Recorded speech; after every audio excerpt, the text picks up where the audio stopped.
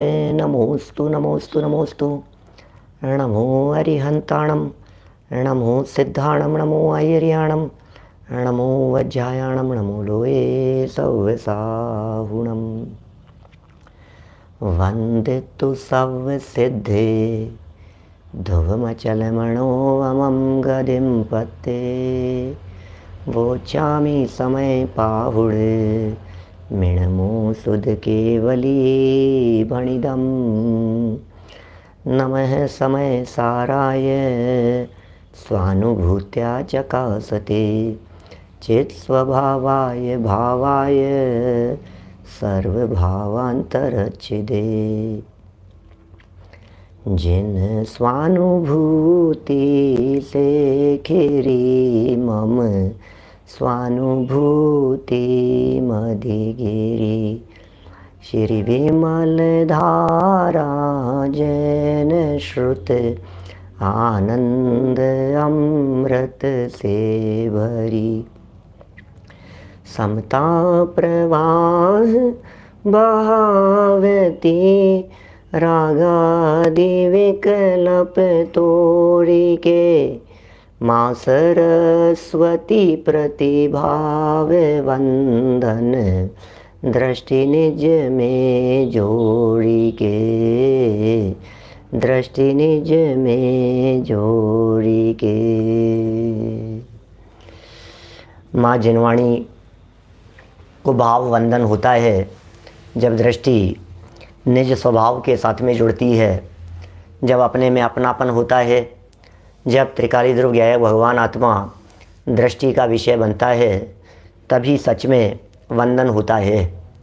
निज तत्व को पाकर ही भव्य जीव जिस जनवाणी माँ की आरती उतारते हैं। कैसी है वो जनवाणी माँ? वो जनवाणी माँ नित्य बोधक है, सदाकाल हमें ज्ञान कराने वाली है।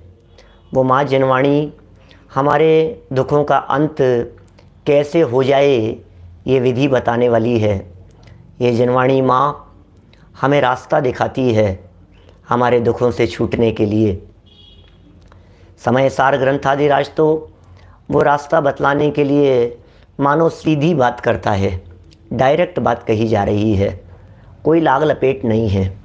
प्रथमानुयोग के ग्रंथ लाग लपेट कर बात करते हैं, चरणानुयोग के ग्रंथ ऊपरी ऊपरी बात करते हैं, कर्णानुयोग के ग्रंथ कुछ भीतर भी जाते हैं तो कर्म तक पहुंच जाते हैं, और द्रव्यानुयोग का महान ग्रंथ ये समय सार, यह शुद्ध आत्म तत्व को दिखाने वाला महान ग्रंथ है। बातें बहुत सूक्ष्म हैं, उपयोगी है, और मुझे ऐसा लगता है कि आखिर हमें करना क्या है। हम आत्मकल्याण के लिए, सम्यक दर्शन की प्राप्ति के लिए आखिर करें क्या? वो प्रक्रिया यहाँ बतला रहे हैं, वो विधि यहाँ बतला रहे हैं। पूरे ग्रंथ का निचोड़ आ गया है एक प्रकार से। मुझे नहीं लगता कि पहले और भविष्य में आगे आने वाले प्रकरणों में कहीं इतनी सटीक प्रक्रिया बतलाई गई होगी। 14 गुणस्थानों को पार करने वाली ये प्रक्रिया है। 144 नंबर गाथा है ना, एक आत्मा का अवलंबन लो, 4 कर्मों का अभाव करके 4 गुणों को प्रकट कर लो। 144 है ना। एक आत्मा का अवलंबन कैसे लिया जाए जिससे चतुर्गति के दुखों से छूटकर 4 कर्मों का अभाव होकर अनंत चतुष्टय स्वरूप विराजमान हो जावें, उसकी विधि प्रक्रिया क्या है? पूरी प्रक्रिया शुरू से लेकर के आखिरी तक आपकी विधि, आपकी सामग्री क्या होगी, मटेरियल क्या होगा, किन किन चीज़ों की ज़रूरत होगी, साधन क्या होंगे, किन्हें इकट्ठा करना है, किन्हें जोड़ना है, ये सब बातें बहुत सरल सरल भाषा में यहाँ बतला दी। मैं तो ऐसा कह सकता हूँ, माने मूल मुद्दे की बात कह दीजिए। आनंद जी पाटनी साहब, कभी कभी ऐसा होता है ना, कोई व्यक्ति जब घुमा फिरा करके बहुत सारी बातें कर रहा होता है तो आप ये पूछते हैं, आप ये कहते हैं कि यार तुम सीधे सीधे क्यों नहीं बोलते हो? क्या आप डायरेक्ट बोलो ना, सीधे सीधे। सुभाष जी कासलीवाल साहब, आप इधर उधर की बातें मत करो, हमें तो डायरेक्ट बात बतलाओ कि आखिर आपका मूल मुद्दा क्या है, आखिर आप चाहते क्या हो। इस तरह की बातें हम लोग भी कई बार अपनी ज़बान से बोलते हैं। नरेश जी लोहाड़िया साहब, कितनी ही बार ऐसी प्रक्रिया होती है जिस प्रक्रिया में हमें समझ में नहीं आता है कि सामने वाला चाहता क्या है। विनयकांत जी साहब, सामने वाला चाहता क्या है ये हम समझ नहीं पाते हैं, इसलिए हम कहते हैं भैया सीधी। और कभी कभी किसी व्यक्ति के बारे में ऐसी बात भी करते हैं हम, भैया ये तो सीधी बात करता है, घुमा फिरा करके बात नहीं करता, लाग लपेट करके बात करना हमें आता नहीं है। तो मैं ऐसा भी कह सकता हूँ कि जो 3 अनुयोग हैं वो लाग लपेट के बात करने वाले हैं, और ये ग्रंथ समयसार ये सीधी बात करने वाला है। सीधी बात में भी जो गुप्त बात है वो आगे पीछे आ गई है, और 144वीं गाथा में सटीक मूल बात आ गई है। द्रव्यानुयोग का भी निचोड़ है ये, माने द्रव्यानुयोग तो पूरा समयसार ग्रंथ है, 415 गाथाएं हैं, लेकिन 415 गाथाओं में ये 144 नंबर गाथा, और विशेषकर इसकी जो टीका, जिस टीका में ये पूरी प्रक्रिया बतलाई गई है, ये प्रक्रिया बड़ी गजब की है। शैलेंद्र चांदवाड़ी जी साहब, देखिए मूल गाथा पढ़ते हैं अपन लोग, और फिर गाथा पढ़ करके और फिर अपन उसकी जो टीका में अपन प्रकरण चल रहा था वहाँ की ओर बढ़ेंगे। सम्मदंसणाणम एसो लहदित्तिणवरिववदेशम सवनय पख रही दो बणी दो जो सो समय सारो। पद्यानुवाद।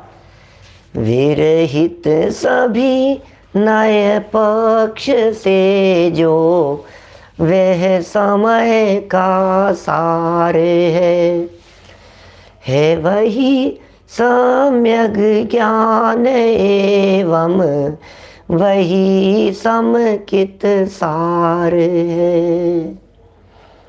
विरहित सभी नए पक्ष से जो वह समय का सार है।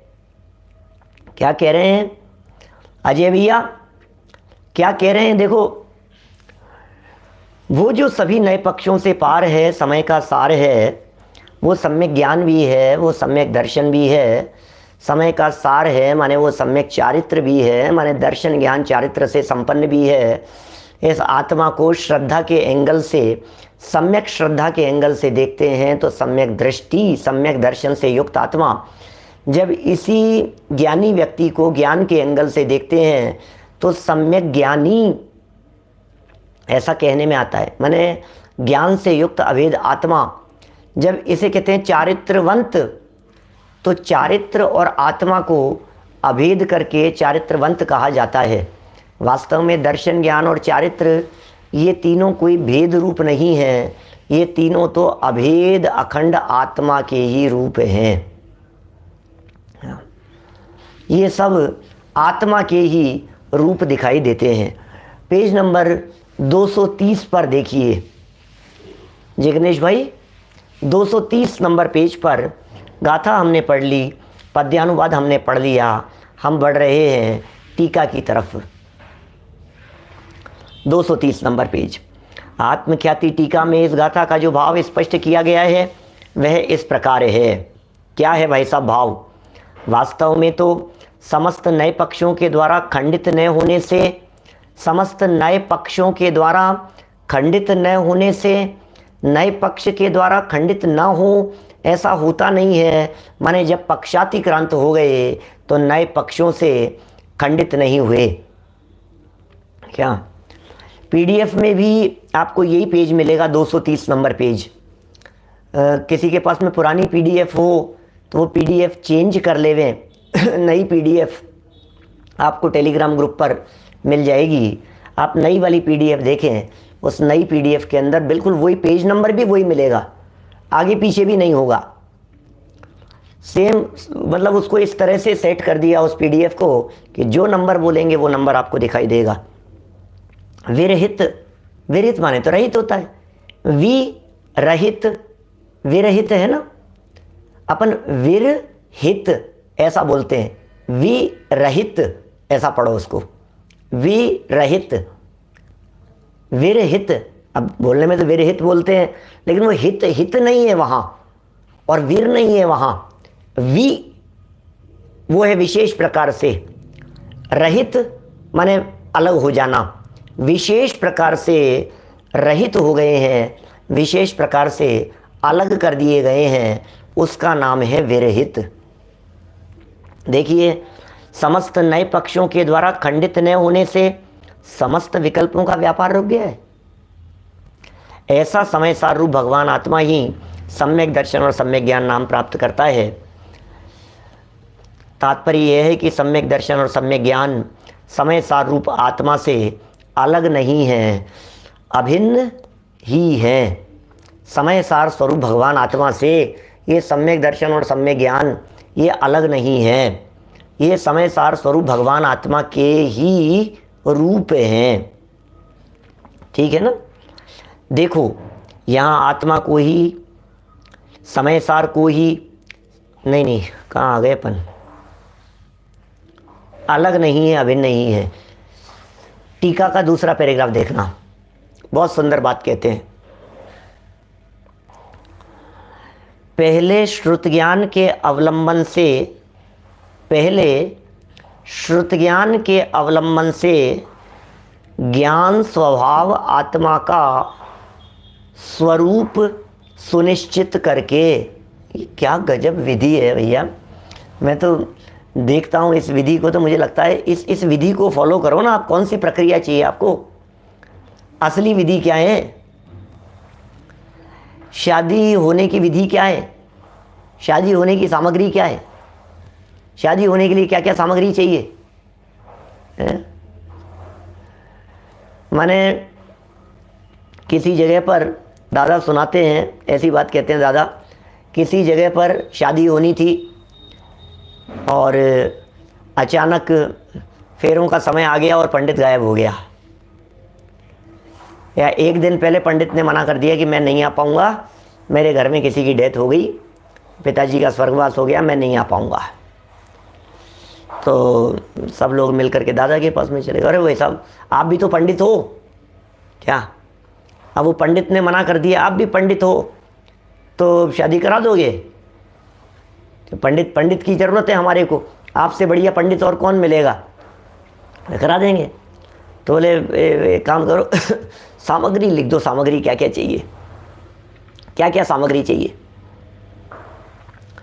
तो बोले सामग्री के नाम पर तो बोले एक दुल्हा चाहिए और दुल्हन चाहिए और दोनों की रजामंदी चाहिए, सहमति चाहिए। बोले और सामग्री की ज़रूरत नहीं है कुछ भी। क्या मतलब? असली सामग्री तो दुल्हा और दुल्हन और उनकी मंजूरी, उनकी सहमति, उनकी रजामंदी, इसके अलावा कोई तीसरी चीज़ की चौथी चीज़ की ज़रूरत होती ही नहीं है। अच्छा, सारी सामग्री हो और दुल्हा नहीं हो तो क्या होगा? पूरी सामग्री हो और दुल्हन नहीं हो तो क्या होगा? अच्छा, दुल्हा और दुल्हन दोनों वहाँ मौजूद भी हो लेकिन दोनों की आपस में सहमति नहीं हो तो क्या होगा? बोलो, सोचना एक बार गंभीरता से। माने ये चीज़ कितनी ज़रूरी है। कोर्ट में जाकर के शादी करने के अंदर क्या क्या चाहिए? मंडप चाहिए कि नहीं चाहिए? अरे साहब, क्या बात कर रहे हो? मंडप नहीं चाहिए? बना ले, बना लो, अच्छी बात है, बनाओगे तो शोभा है। शोभा का हेतु है, शादी में उसका रंच मात्र भी योगदान नहीं है। शादी होने में उस मंडप का कितना बड़ा योगदान है, शादी होने में जो टेंट लगाए थे, जो डेकोरेशन किया था, उसका कितना योगदान है। और जिनकी शादी में वो डेकोरेशन नहीं होता हो, उनकी शादी पूरी होती है कि अधूरी होती है? जिनकी शादी में डेकोरेशन नहीं होता है, बैंड बाजे नहीं बजते हैं, उनकी शादी पूरी होती है कि अधूरी होती है? सब शादी तो पूरी होती है, तो फिर क्या ज़रूरत है उनकी? हो तो ठीक है, अच्छी बात है, अच्छा दिखेगा, लोग तारीफ करेंगे, लोगों को पसंद आएगा, थोड़ा सा आंखों को सुहाता हुआ दिखता है। लेकिन भाई असली चीज़ तो ये, अब इसी तरह से बतलाओ सम्यक दर्शन की प्राप्ति के लिए, आत्मानुभूति के लिए क्या क्या साधन सुविधाएं चाहिए। बोले एक त्रिकाली ध्रुव भगवान आत्मा, क्या वो पति है, और एक वर्तमान ज्ञान की पर्याय वो पत्नी है, और फिर त्रिकाली ध्रुव भगवान आत्मा और वर्तमान पर्याय इनकी अभेदता। ख्याल में आ रही है बात? उस वर्तमान पर्याय की त्रिकाली ध्रुव भगवान आत्मा में तन्मयता, लीनता, एकाकारपना, यही मैं हूं बस। और क्या चाहिए भाई साहब सम्यक दर्शन के लिए? कि नहीं साहब गुरु हो तो बोले बहुत अच्छी बात है, उपदेश हो तो बोले बहुत अच्छी बात है, समझाने वाले हो तो बोले बहुत अच्छी बात है, बोले गुणस्थान मार्गण स्थान यदि पढ़ लिया हो तो बोले बहुत अच्छी बात है, कोई दिक्कत नहीं है।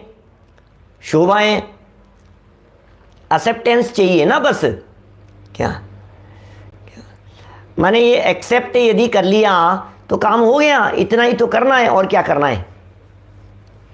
अभी यही बात यहाँ कह रहे हैं, वर्तमान जो आपके श्रुत ज्ञान की पर्याय थी, इस श्रुत ज्ञान की पर्याय से, तो श्रुत ज्ञान के अवलंबन से ज्ञान स्वभाव भगवान आत्मा का किया निर्णय, ज्ञान स्वभाव भगवान आत्मा का निर्णय कर लिया, और भली भांति निर्णय कर लिया, और श्रुत ज्ञान से निर्णय किया। इसके हमने दो तरह की बातें आपको कही थी।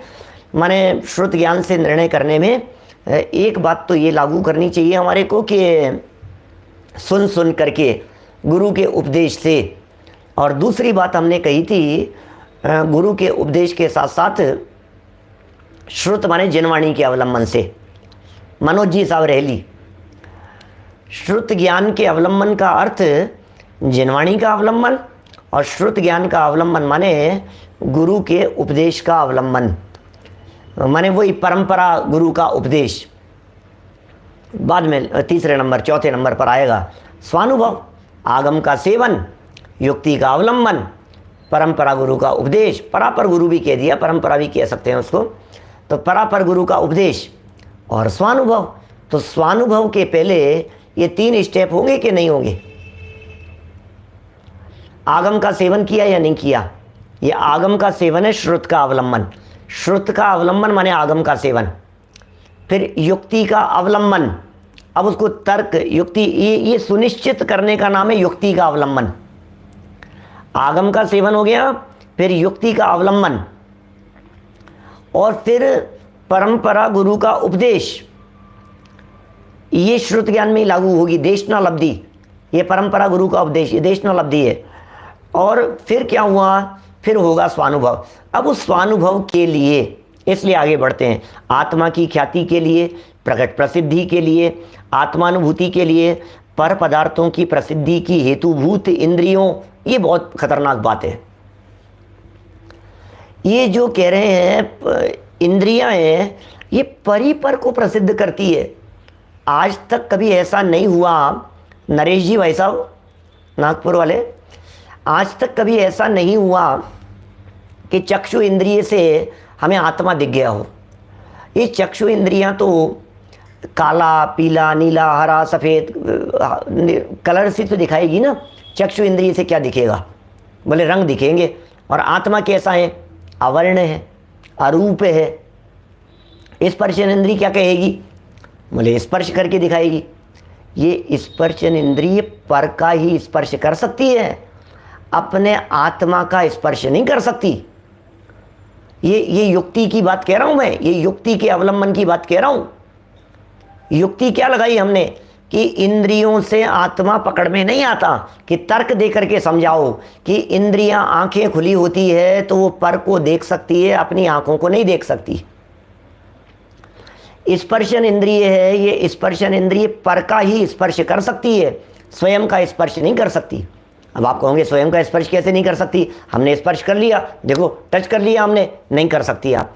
क्यों? क्योंकि ये हाथ अपना स्पर्श नहीं कर सकता, ये हाथ चेहरे का स्पर्श कर सकता है, दूसरे हाथ का स्पर्श कर सकता है। अच्छा ऐसा सुनो, आपको लग रहा है, फीलिंग हो रहा है ऐसा कि मुझे बुखार हो रहा है, क्या बुखार हो रहा है भाई साहब, बुखार हो रहा है मेरे को। तो बोले देखो देखो, बोले देखना बुखार हो रहा है। कौन देखेगा? ये हाथ आपका गर्म है कि नहीं है, ये हाथ देख सकता है क्या स्वयं? इस हाथ की उष्णता को अनुभव करने के लिए आपको दूसरा हाथ चाहिए। इस हाथ को ये गर्म है या नहीं है, बुखार है या नहीं है, देखो। तो क्या करता है? ये ऐसे देखता है। क्यों? ये हाथ खुद को नहीं देख पा रहा है। ये अपना हाथ, अपने ही हाथ को, ये हाथ अपने, मैं देखता हूँ कैसा है थोड़ा सा, ये यहाँ लगा करके देखता है, ऐसे हाथ लगा करके देखता है, गर्म हो रहा है, लगा करके देखता है, गर्म हो रहा है क्या, बुखार थोड़ा सा हो रहा है क्या, कैसे देख रहा है? ये सर को नहीं स्पर्श कर सकता, गला गले को स्पर्श नहीं कर सकता, हाथ को स्पर्श नहीं कर सकता। भाई साहब, ये टेम्परेचर दूसरे से जाना जा रहा है, स्पर्श दूसरा कर रहा है। रसना इंद्रिय से हल्का, भारी, रूखा, चिकना, कड़ा, नरम, ठंडा, गरम, यही तो पकड़ में आएगा। अब आत्मा कैसा है? आत्मा तो न हल्का है, न भारी है, न ठंडा है, न गरम है, न रूखा है, न चिकना है। हल्का, भारी, रूखा, चिकना, कड़ा, नरम भी नहीं है, ठंडा, गरम भी नहीं है। अब क्या करें भरत भाई टिम्बड़िया साहब, बोलो। अब आत्मा तो हल्का भारी है ही नहीं। अब जब आत्मा हल्का भारी ही नहीं है तो स्पर्शन कैसे जानेगा? आत्मा ठंडा गर्म है ही नहीं तो स्पर्शन इंद्रिय से कैसे जानेगा? स्पर्शन इंद्रिय तो ठंडे गर्म को जानती है। रसना इंद्रिय, रसना इंद्रिय खट्टा मीठा कड़वा कषाय चरपरा को जानती है। अब आत्मा कैसा है? आत्मा तो अरस है। अब अरस आत्मा को, ये रस को पकड़ने वाली रसना इंद्रिय कैसे पहचाने, कैसे पकड़े? अगंध आत्मा को, ये गंध को पकड़ने वाली घ्राणेंद्रिय कैसे पकड़ेगी? शब्दातीत अशब्द आत्मा को, ये शब्द पकड़ने वाले कर्णेंद्रिय, ये उस आत्मा को कैसे पकड़ेंगे?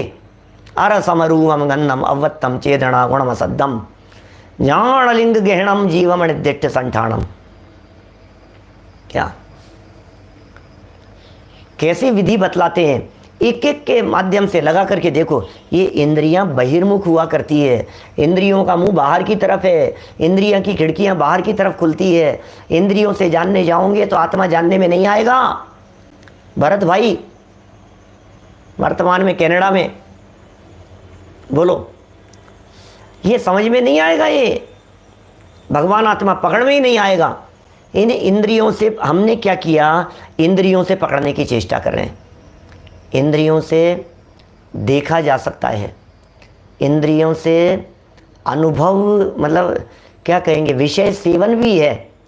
अभी दादा ने बहुत सुंदर लिखा, इंद्रिय विषयों के साथ साथ इंद्रिय ज्ञान भी है। ये है, क्या कहा? वापस बोलता हूं, इंद्रिय विषय तो है ही, क्या इंद्रिय विषय तो छोड़ने योग्य है ही। इंद्रिय विषयों का सेवन करते समय तो आत्मा की अनुभूति होगी ही नहीं, लेकिन इंद्रिय ज्ञान के रहते हुए भी आत्मा अनुभूति नहीं हो पाएगी। इंद्रियों के दो काम कर रही है ना इंद्रियां, जैसे चक्षु इंद्रिय से भोग और चक्षु इंद्रिय का विषय, क्या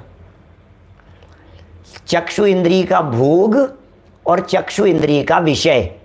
अब लगा के देखो, आप इसमें गहराई से देखो इस बात को। मानेंद्र जी बगड़ा साहब, अभी दोनों चीज़ों को देखो। चक्षु इंद्रिय के भोग रहा है, मजा आ रहा है, और क्या देखा, और क्या नज़ारा दिख रहा है। आप क्या, ये क्या नज़ारे हैं भाई साहब, वैसे नज़ारे हम क्या देखें, बड़ा गजब ये भाई साहब। तो ये तो क्या हो गया? चक्षु इंद्रिय के विषय। अब इंद्रिय ज्ञान, अब चक्षु इंद्रिय के विषय सेवन का आनंद तो छोड़ो, भोगने का, चक्षु इंद्रिय से देखने का रस तो छोड़ो, लेकिन चक्षु इंद्रिय से होने वाला जो ज्ञान है, वो ज्ञान भी तो इन पर पदार्थों को ही प्रसिद्ध करेगा। वो चक्षु इंद्रिय से होने वाला ज्ञान आत्मा को नहीं दिखा सकता है, इसलिए उसको भी तोड़ना पड़ेगा। देखिए, पर पदार्थों की प्रसिद्धि की हेतुभूत इंद्रियों और मन के द्वारा प्रवर्तमान बुद्धियों, इंद्रियों और मन के द्वारा प्रवर्तमान माने वर्तती हुई, बुद्धि का मतलब भी मति ज्ञानी है। इंद्रियों और मन के द्वारा प्रवर्तती हुई बुद्धियों को बुद्धियों को माने मति ज्ञान को, प्रवर्तमान बुद्धियों को माने प्रवर्तमान मति ज्ञान पर्यायों को। ये मति ज्ञान पर्याय, और इस मति ज्ञान की पर्याय ने जब पर पदार्थ को विषय बनाया, जब ये मति ज्ञान पर्याय पर पदार्थों को जानने में प्रवृत्त हुई, तो ये मति ज्ञान पर्याय स्वभाव को जानने में प्रवृत्त नहीं हो पाएगी। जो जिस ज्ञान की पर्याय ने पर को जान लिया, वो ज्ञान की पर्याय स्वभाव को नहीं जान पाएगी। अभी बहुत महत्वपूर्ण बात कहता हूं, आत्मा अनुभव के लिए कौन व्यक्ति कितना पढ़ा लिखा है, कौन व्यक्ति ने कितना अध्ययन किया है, इस बात की रंच मात्र भी दरकार नहीं है। क्योंकि आत्मा का अवलंबन करने के लिए, आत्मा को पकड़ने के लिए सिर्फ एक पर्याय चाहिए ज्ञान की, और वो ज्ञान की वो पर्याय चाहिए जो अनयूज्ड हो। जिग्नेश भाई शाह साहब, मति ज्ञान की वो पर्याय चाहिए जो अनयूज्ड पर्याय है। जितेंद्र जी भाई साहब, जो पर्याय यूज में आ चुकी है, या जिस पर्याय ने किसी को विषय बना लिया है, अब वो काम नहीं आएगी। धर्मचंद जी, खाली पर्याय चाहिए, खाली। जैसे समझ लीजिए आपको कोई चीज़ हो सकती है ना इस तरह की, यूज़ में लेने के बाद में फिर यूज़ में आने योग्य नहीं रहती है। क्या बतलाऊं आपको, क्या एग्जाम्पल दूं, बहुत सारे दिए जा सकते हैं उदाहरण। वाइप्स आते हैं ना, वेट वाइप्स पोंछने के, किसी ने उससे मुंह पोंछ लिया, यूज एंड थ्रो है, मुंह पोंछ लिया, फेस क्लीन कर लिया उससे। अब यूज़ कर लेने के बाद अब किसी को चाहिए, बोले यार ये तो यूज्ड है, अब ये काम नहीं आएगा। क्या माने, अब ये दोबारा यूज नहीं लिया जा सकता है, ये वन टाइम यूज़ है, एक बार खुल गया, एक बार लग गया, अब ये दोबारा नहीं लगेगा। डिस्पोजेबल ग्लास ले लीजिए, प्लेट ले लीजिए। डिस्पोजेबल ग्लास तो कोई व्यक्ति ये कहे कि साहब मजबूरी है, इसको दोबारा काम में ले लिया हमने, दोबारा खोल करके हम इसको काम में ले लेंगे, अभी ये नहीं हो रहा है तो इसे दोबारा काम में लिया जा सकेगा, ऐसा कोई व्यक्ति कह सकता है ना। इसके भाई क्यों क्यों क्यों क्यों क्योंकि क्या करें, मजबूरी है, उसी प्लेट को दोबारा। लेकिन ऐसी चीज़, जो चीज़ वास्तव में काम नहीं आ सकती है, जिसका उपयोग हो ही नहीं सकता है, तो ये 100% ये चीज़ यूज में आ गई, ज्ञान की पर्याय। अब वो ज्ञान की पर्याय दोबारा काम में नहीं आ सकती है, क्योंकि उस ज्ञान की पर्याय ने पूरी तरह से भर लिया, ऐसा समझिए। दूसरा एग्जाम्पल देता हूँ, कलरिंग बुक। जो बुक कलर करने के लिए आती है ना, बच्चों की ड्राइंग बुक आती है। अब ड्राइंग बुक, अब कोई बाजार से खरीद करके लाया था, छोटा बच्चा था, उस छोटे बच्चे ने भर दी, उसको पूरे पे कलर वलर कर दिए सब। अब पूरे में कलर कर दिए, अब दूसरे बच्चे को कहो ये ले, ये तो भरी हुई है, कि नहीं इसको कर ले, कैसे कर लूँ, ये तो पूरा किया जा चुका है, ये यूज्ड है। अब इस यूज की हुई को दोबारा यूज में नहीं लिया जा सकता है, अब ये दोबारा काम में ही नहीं आ सकती है। माचिस की तिल्ली का जैसा एग्जाम्पल दे सकते हैं, एक बार उसको जला लिया और वो हल्का सा ऐसा हो करके बुझ गई, अब वो यूज नहीं आ सकती दोबारा। इंजेक्शन सीरीज, एक बार इंजेक्शन सीरीज काम में आ गई, सिरिंज वो काम में आ गई, अब यूज आ गई, अब किसी दूसरे के बोले लगा मत देना, अब काम नहीं आ सकती, वेस्ट हो गई ये। क्या इसी तरह से बहुत सारे एग्जाम्पल दिए जा सकते हैं। अभी कितने एग्जाम्पल दो, अभी और कितने तो दे दिए, अभी और निकाल लेना आपकी बुद्धि से, क्षयोपशम से, जितना निकाल सकते हो आप।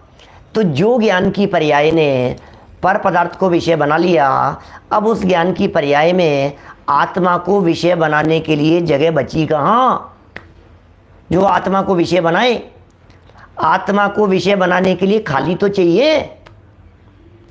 अभी देखिए, दूसरी बात कहता हूँ, किसी बॉक्स की बात कीजिए, किसी बर्तन की बात कीजिए, जिस बर्तन को किसी पदार्थ से भर लिया गया हो, अब वो बर्तन किसी और चीज को रखने के योग्य नहीं हो सकता, क्योंकि वो भरा हुआ है, फिल है वो वहां।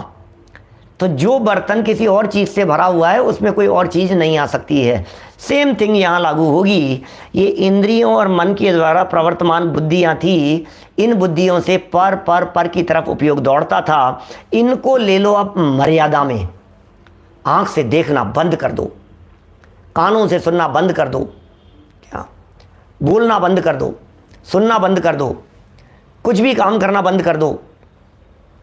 सब तरफ से अपन ने उपयोग को समेट लिया, मर्यादा में लेकर। कि साहब मर्यादा में लेके किया क्या? आत्म सन्मुख। क्या आत्म सन्मुख करके जिसने मतियान तत्व को आत्म सन्मुख किया है, अर्थात मतियान को आत्मोन्मुख किया है। ये बहुत महत्वपूर्ण बात है, मति ज्ञान को आत्मोन्मुख करना। मति ज्ञान को आत्मोन्मुख कैसे करेंगे? मति ज्ञान का काम देखो, बहुत गजब की बात कहता हूँ। ये जो मति ज्ञान है, ये मति ज्ञान आत्मा के अनुभव में उपयोगी कह रहे हैं यहाँ, मति श्रुत ज्ञान। क्योंकि आत्मा का अनुभव करने वाले व्यक्ति के पास में केवल ज्ञान तो है नहीं, बराबर। और केवल ज्ञान की जरूरत भी नहीं है आत्मा के अनुभव के लिए। तो अवधि और मने पर्याय ज्ञान, बोले अवधि और मने पर्याय ज्ञान से आत्मा पकड़ में आता नहीं है, इसलिए अवधि और मने पर्याय ज्ञान की जरूरत भी नहीं है। अच्छा, तो मति और श्रुत ज्ञान, बोले ये तो परोक्ष ज्ञान है, इनसे प्रत्यक्ष आत्मा की अनुभूति कैसे होगी?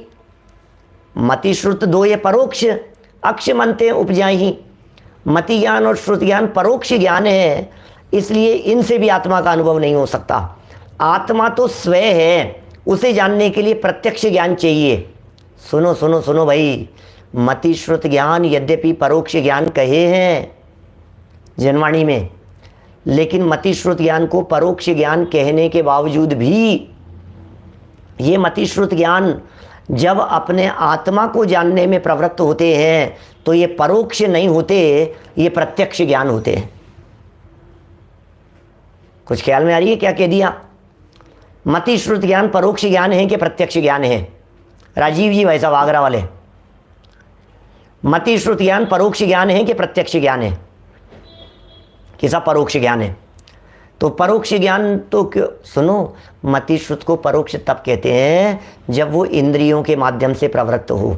जब हमारा मति श्रुत ज्ञान इंद्रियों से हटकर, इंद्रियों से परे जाकर, इंद्रिय व्यापार से दूर होकर, क्या इंद्रिय विषयों से दूर होकर, इंद्रिय ज्ञान से दूर होकर जब ये भगवान आत्मा को जानने में प्रवृत्त होते हैं, तो फिर किसी मीडिएटर चक्षु इंद्रिय की, कर्ण इंद्रिय की, रसना इंद्रिय की जरूरत न होने के कारण डायरेक्ट ज्ञान से ज्ञान को जानते हैं, तो फिर ये प्रत्यक्ष हो जाते हैं, मति श्रुत ज्ञान। तो मति श्रुत ज्ञान के परोक्ष से प्रत्यक्षीकरण की प्रक्रिया चल रही है यहां। क्या कहा? वापस बोलता हूं, बड़ा गजब का वाक्य निकल गया। मति श्रुत ज्ञान के परोक्ष से प्रत्यक्षीकरण की प्रक्रिया चल रही है। क्या करना है? मति श्रुत ज्ञान से हमें उसका प्रत्यक्षीकरण करना है। और प्रत्यक्षीकरण करने के लिए क्या होगा? अभी बहुत तरह की बातें कर सकता हूं मैं यहां, क्योंकि मुझे मन भी यहां बीच बीच में आ रहा है। अभी 5 इंद्रियों के साथ साथ में मैं मन की भी चर्चा करूंगा, क्योंकि मन का भी बहुत खुलासा करने का मेरे दिमाग में उछल रही है बातें। अब वो कितना क्या हो पाएगा, शब्दों में कितना आ पाएगा, क्योंकि अंदर में जितना भरा होता है ना, उसका अंश मात्र वाणी में निकलता है। क्या करूं? वो वाणी में आता ही नहीं है। वाणी में मैं बता नहीं सकता हूं। मैं जो चीज मैं सुन रहा हूं, क्या जो चीज मैं समझ रहा हूं, जो चीज मेरे उपयोग में चल रही है, मैं उसको बहुत समझाने की चेष्टा कर रहा हूं। आप समझना, क्योंकि बहुत महत्वपूर्ण प्रक्रिया है, ये विधि है। ये विधि शायद हो सकता है फिर आगे नहीं चले, आएगी सब बातें तो वही आएगी, घूम फिर करके आत्मानुभव के लिए आएगी, प्रेरणा देंगे, सब बातें बतलाएंगे। लेकिन एक प्रकार से समय सार यहाँ संपन्न 144 नंबर गाथा में 144 से शुरू और 144 पे ही संपन्न। जिसने मति ज्ञान तत्व को, मति ज्ञान को तत्व कह करके पुकार रहे हैं, यहां मति ज्ञान के लिए तत्व शब्द का प्रयोग कर रहे हैं। इस तत्व को आत्म सन्मुख किया, मति ज्ञान तत्व को आत्म सन्मुख किया। अब आत्म सन्मुख करने का मतलब क्या है? मति ज्ञान की जो उत्पन्न होती हुई पर्याय है, ये उत्पन्न होती हुई पर्याय ने पर का अवलंबन नहीं लिया। इसलिए जो ऐसी भाषा का प्रयोग किया जाता है कि उपयोग को पर से हटाया और अंतर में ले गए। पर से हटाया, हटाओ भैया, पर से हटाओ, ये हटाओ तो भाषा है, हटाने की जरूरत नहीं है। क्यों नहीं हटाने की जरूरत है? क्योंकि जो नवीन पर्याय उत्पन्न होगी, उस नवीन पर्याय में पर को जाना नहीं, ये काम करना है। नवीन उत्पन्न होती हुई पर्याय जिसने पर को जान लिया और फिर वहां से हटा करके अंदर लाए, इतनी तो दो समय की योग्यता ही नहीं है उस पर्याय में। अगले समय तो वो पर्याय मरने वाली है, वो पर्याय अंतर्मुख होगी कैसे? वो पर्याय जिसने एक बार विषय बना लिया है। एक एक समय की पर्याय है ना, एक एक समय की पर्याय। तो बोले राग मिटाकर वीतरागता करना है, राग मिटा के वीतरागता करना है। राग तो मिटा नहीं सकते जिस पर्याय में प्रकट हो गया है। जिस पर्याय में विभाव भाव प्रकट हो गया है, उस पर्याय को आप खाली करके, राग से खाली करके वीतरागता की तरफ लावें, ऐसा संभव नहीं है। तो क्या करना है? नवीन उत्पन्न होने वाली पर्याय का विषय ही ये आत्मा बने और नवीन उत्पन्न होने वाली पर्याय का अवलंबन ये इंद्रियां नहीं होवे। क्योंकि इंद्रियों का अवलंबन होगा तो आपको आत्मा पकड़ में नहीं आएगा। इंद्रियों के सहारे आत्मा पकड़ में नहीं आएगा। तो आत्मा कैसे पकड़ में आएगा? कि साहब मन से भी पकड़ में नहीं आएगा। मन से नहीं आएगा पकड़ में आत्मा। मन से आत्मा नहीं ख्याल में आएगा कि नहीं आएगा। तो मैं एक प्रश्न पूछता हूं विपुल भाई कंदी जी, मुझे एक छोटे से प्रश्न का जवाब दीजिए। आत्मा का अनुभव करने के लिए मन चाहिए कि नहीं चाहिए? बोलो। साहब मन तो चाहिए। नहीं, आत्मानुभव जो है ये सैनी पंचेंद्रिय को होगा कि असैनी पंचेंद्रिय को होगा? क्या कहना है आपको? कि साहब ये तो सैनी पंचेंद्रिय को ही होगा, असैनी पंचेंद्रिय को तो नहीं होता है। क्यों? असैनी पंचेंद्रियों को तो नहीं हो सकता भैया, ये तो सैनी पंचेंद्रिय को ही होगा। अच्छा, सैनी पंचेंद्रिय को होगा, इसका मतलब मन वाले को होगा ना। सैनी पंचेंद्रिय माने कि हाँ मन वाले को होगा। तो मन वाले को होगा तो मन से होगा कि बिना मन से होगा? कैसी बात कर रहे हो? मन वाले को होगा तो मन से ही होना चाहिए कि नहीं? मन वाले को होगा, इसका अर्थ ये है, मन वाले को होगा इसका अर्थ ये है कि मन जिन जीवों के होता है, इतना इस जीव के ज्ञानावरणी कर्म का क्षयोपशम होने पर होगा। बस इतना इतना अर्थ है क्या? समझ में आ रही है बात? क्या कह दिया है?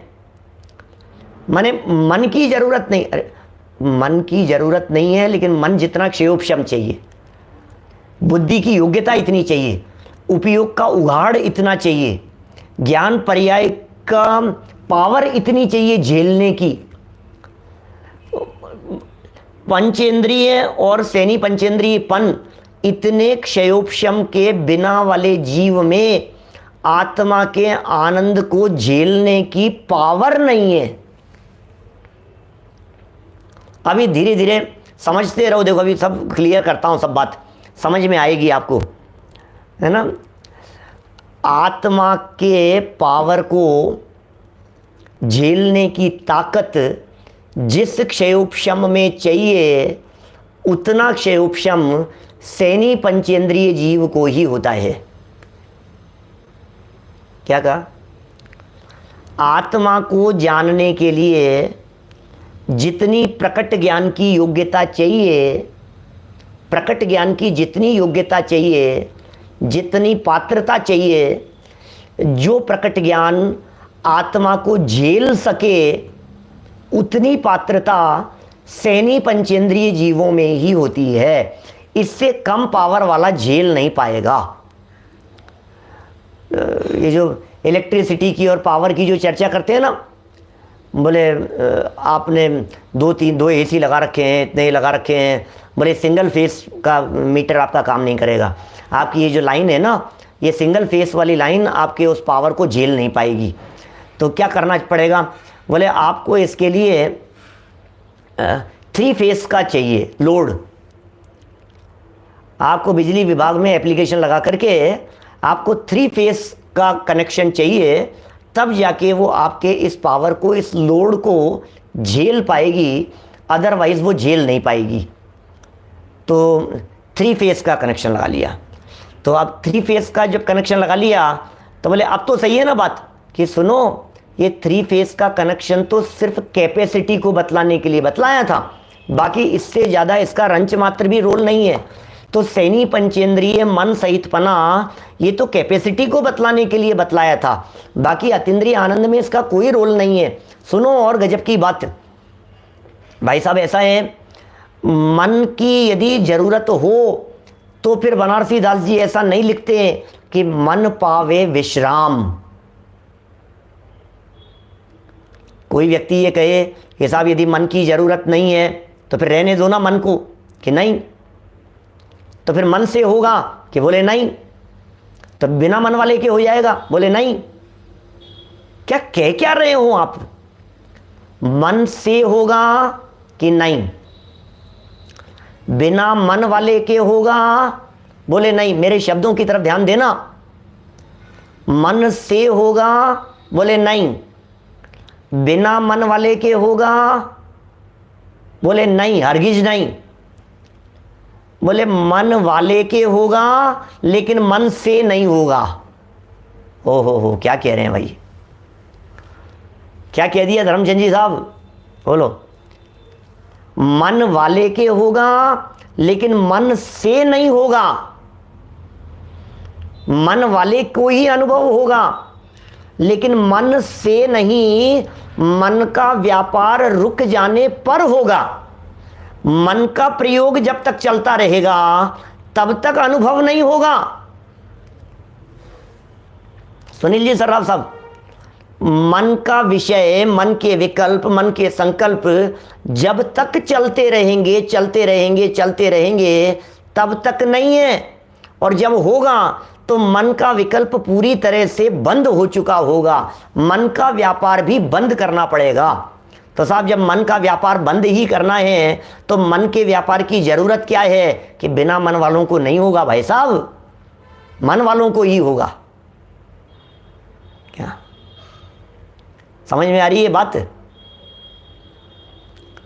बातें क्या करना है, कैसे करना है, अपने को किस विधि से हमें अंतरोन्मुख होना है, ये प्रक्रिया यहाँ बतला रहे हैं। मन पावे विश्राम, यही प्रक्रिया, इसके अलावा दूसरा कोई प्रक्रिया ही नहीं है। इसको यहाँ कह दिया आत्मसन्मुख किया, मति ज्ञान को आत्मसन्मुख किया।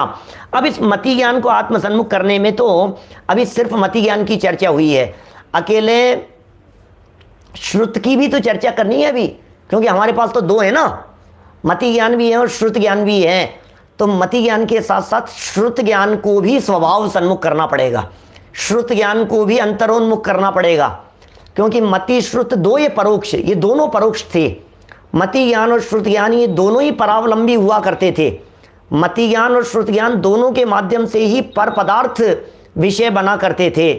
अब ये मति ज्ञान और श्रुत ज्ञान, इन दोनों का सहारा तोड़ा हमने, माने इंद्रियों का सहारा तोड़ा, और इन्हीं मति श्रुत ज्ञान को अंतरोन्मुख किया। अब उस अंतरोन्मुख करने की प्रक्रिया में और क्या क्या बातें लागू होगी उसे देखिए। श्रुत ज्ञान के संदर्भ में और बातें कहते हैं। पहले मति ज्ञान की बात ख्याल में आई क्या? अभी मन वाला पॉइंट थोड़ा बहुत क्लियर हुआ क्या? मैं इसको और अनेक दृष्टांतों के माध्यम से, उदाहरणों के माध्यम से स्पष्ट करने का प्रयत्न कर सकता हूं। माने जब तक विकल्प है तब तक अनुभव नहीं है, और जब अनुभव नहीं होता तब विकल्प नहीं होता। अनुभव होता है तब विकल्प नहीं होता। हमारे संजय जी शास्त्री है ना, जेवर वाले, वो एक सोने का एग्जाम्पल देते हैं, नींद का। निद्रा आ गई क्या?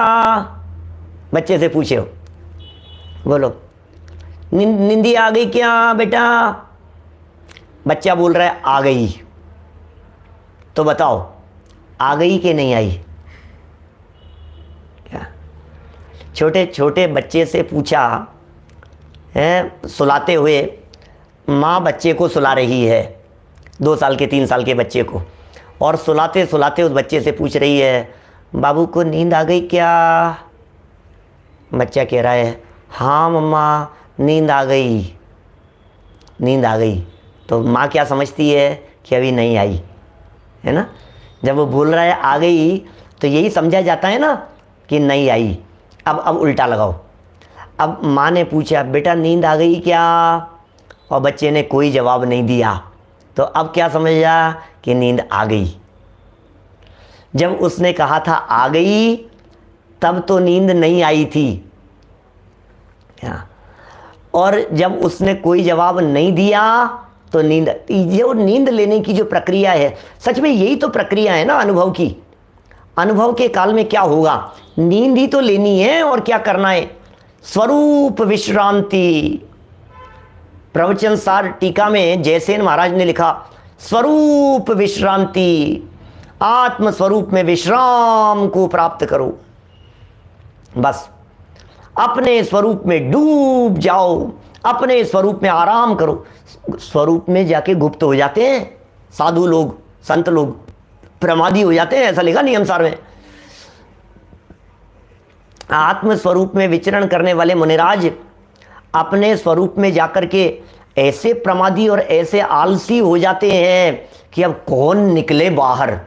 स्वरूप गुप्ता निवसन्ति नित्यम है, ये एव मुक्त्वा नैपक्षपातम स्वरूप गुप्ता निवसन्ति नित्यम। विकल्प जाल च्युत शांत चित्तास त एव साक्षात अमृतम पिबन्ति, त एव साक्षात अमृतम पिबन्ति। 69 नंबर का कलश था, कुछ समय पहले पढ़ा है अपन लोगों ने। साक्षात अमृत का पान करते हैं, डूब जाते हैं अपने में, समा जाते हैं अपने में। क्या ऐसे डूब जाते हैं, ऐसे समा जाते हैं, साक्षात अमृत का पान करते हैं, साक्षात रसास्वादन करते हैं, साक्षात अपने में समा जाते हैं। बस ऐसा ऐसा अनुभव किनको होता है और कैसे होता है, उसकी विधि और प्रक्रिया यहाँ चल रही है। मन पावे विश्राम। अब मन विश्राम, अब देखिए इंद्रियों को तो अपने समेटने में समझ में आता है बराबर, ये यहाँ तक की विधि तो हमारे को समझ में आ गई कि हमारे चक्षु इंद्री काम नहीं करेगी। अच्छा, कोई व्यक्ति को आंखों से दिखना बंद हो गया तो वो आत्मानुभव कर सकता है कि नहीं? किसी व्यक्ति को कानों से सुनाई नहीं देता, अब वो सम्यक दृष्टि हो सकता है या नहीं? सम्यक दर्शन की प्राप्ति कर सकता है। जिसे कान से सुनाई नहीं देता है, जिनको ऊंचा सुनाई देता है, कान में मशीन लगी हुई है, अब वो सम्यक दर्शन कर सकते हैं कि नहीं? कर सकते हैं। कैसी बात कर रहे हो आप? तो इसका मतलब इंद्रिय की खिड़की दरवाजों की जरूरत नहीं है ना, चक्षु इंद्रिय की खिड़की दरवाजों की जरूरत नहीं है, कर्णेंद्रिय की जरूरत नहीं है। तो बोले ये बात तो हमारे को समझ में आ गई। पांचों इंद्रियों से हमने उपयोग को समेट लिया, पांचों इंद्रियों से उपयोग खिड़की दरवाजों को समेट करके हमने स्वभाव सन्मुख करने का प्रयत्न किया। अभी स्वभाव सन्मुख हुआ नहीं है अभी, लेकिन चूंकि पर को तोड़ दिया और चिंतन में, विचारों में, विकल्प में ज्ञायक भगवान आत्मा आने लगा, तो ये पर से हट करके स्वभाव सन्मुख होने की प्रक्रिया शुरू हो गई। अब क्या करें? जो यहां इन्होंने कहा 5 इंद्रियां या पर की, पर पदार्थों की प्रसिद्धि के हेतुभूत इंद्रियों और मन के द्वारा प्रवर्तमान, इंद्रियों और मन के द्वारा प्रवर्तमान बुद्धियों को मर्यादा में लेना है। तो इंद्रियों को मर्यादा में कैसे लेवे? इंद्रियों को मर्यादा में लेवे मतलब देखो, कहते हैं ना भोगों की मर्यादा होनी चाहिए, ऐसे ही जानने की भी मर्यादा होनी चाहिए। बुद्धिपूर्वक हमने इंद्रियों को तो मर्यादित कर दिया कि साहब मैं कुछ भी नहीं खाऊंगा, मुझे कुछ भी नहीं सूंघना है, ठीक है ना। अभी कुछ भी नहीं सूंघना है, लेकिन नाक बंद थोड़ी ना करेंगे, मर जाएगा व्यक्ति, तो घ्राणेंद्रिय का विषय तो बनेगा। लेकिन सूंघने में अच्छे बुरेपन की वृत्ति नहीं होगी। आंखें खुली हो या हो बंद, उससे भी कोई फर्क नहीं पड़ता है। आंख खुली है मान लीजिए और चक्षु इंद्री का कोई विषय बन गया, अब चक्षु इंद्री का विषय बनना और चक्षु इंद्री के विषय में अच्छे बुरेपन की बुद्धि होना, दोनों में फर्क है। तो खैर कुल मिलाकर के इतनी बात तो हमारे समझ में आ गई, स्पर्शन, रसना, घ्राण, चक्षु और कर्ण, इन पांचों इंद्रियों के विषय व्यापार से हमें सिमटना है। उत्तम ब्रह्मचर्य धर्म के प्रकरणों में, प्रवचनों में बहुत खोला है हमने, पुराने किए हुए सब प्रवचन यदि आप देखें उत्तम ब्रह्मचर्य का प्रवचन, तो आपको उसमें इतनी बातें निकल करके आएगी। दादा ने उत्तम ब्रह्मचर्य धर्म के बारे में जो आलेख लिखा, मैंने वही जो पुस्तक है धर्म के 10 लक्षण, उसमें अंतिम चैप्टर है, सेकंड लास्ट चैप्टर है उत्तम ब्रह्मचर्य नामक चैप्टर, उस चैप्टर को पढ़ो तो उसमें लिखा, भैया सुनो, स्पर्शन इंद्रिय का स्वाद लेते लेते आत्मा का स्वाद नहीं लिया जा सकता है, लड्डू खाते खाते आत्मा का स्वाद नहीं लिया जा सकता है, सुगंध दुर्गंध का स्वाद लेते हुए चक्षु इंद्री का से टीवी देखते देखते दूरदर्शन करते करते आत्मदर्शन हो जावे, बोले संभव नहीं है। कैसे होगा? दूरदर्शन होगा तो निज दर्शन कैसे होगा, पर दर्शन होगा तो निज दर्शन कैसे होगा? इसलिए दूरदर्शन को रोकना पड़ेगा। तो इसलिए ब्रह्मचर्य आत्म स्वभाव में लीनता के लिए जब प्रतिज्ञा दिलाई जाती है, जब नियम दिलाया जाता है, तब ये कहा जाता है पांचों ही इंद्रियों के विषयों से निवृत्ति होनी चाहिए। तो चलो ये तो सब बातें समझ में आ गई। अब जो मन कह दिया था उसका क्या करें? आपने सब बातें समझा दी, पूरी बात हमारे को समझ में आ गई। स्पर्शन, रसना, घ्राण, चक्षु, कर्णेंद्रिय, पांचों इंद्रियां पर के में प्रवृत्त हो रही है, ये बातें समझ में आ गई कि आंख से आत्मा नहीं दिख सकता है, कान से आत्मा को नहीं सुना जा सकता, लेकिन मन से तो आत्मा पकड़ में आएगा, मन में ही तो चलेगा सब कुछ प्रक्रिया। तो अब मन का क्या रोल है, मन को किधर ले जाना है, मन को किधर घुमाना है, मन की प्रक्रिया किस प्रकार की होगी, ये श्रुत ज्ञान के माध्यम से, क्योंकि श्रुतम अनिंद्रियस्य सूत्र दिया है उमा स्वामी आचार्य देव ने, श्रुतम अनिंद्रियस्य, जो श्रुत ज्ञान का विषय है वो अनिंद्रिय है, जो मन का विषय है वो श्रुत ज्ञान पूर्वक, दोनों को एक दूसरे के साथ में जोड़ा है। तो इस श्रुत ज्ञान से क्या करें, फिर श्रुत ज्ञान की बुद्धियों को कैसे मर्यादा में लेवें, और फिर किस तरह से अपने मन को अंतरोन्मुख आत्मोन्मुख करते हुए सम्यक दर्शन और सम्यक ज्ञान की प्राप्ति करें, वो पूरी प्रक्रिया इसमें बतलाई है। थोड़ा सा और समय चाहिए हमारे को, कल करेंगे इसकी चर्चा अपेक्षित विस्तार से। अभी की बात को हम यहीं विराम देते हैं। जितना कहा है उतना अभ्यास करने का प्रयत्न करें, अवश्य आनंद की प्राप्ति होगी। चलिए जनवाणी स्तुति। निज निधि निज में बताई, यह अनंत उपकार है, उसके लिए जिनवाणी माँ को वंदना शत बारे, वंदना शत बारे। और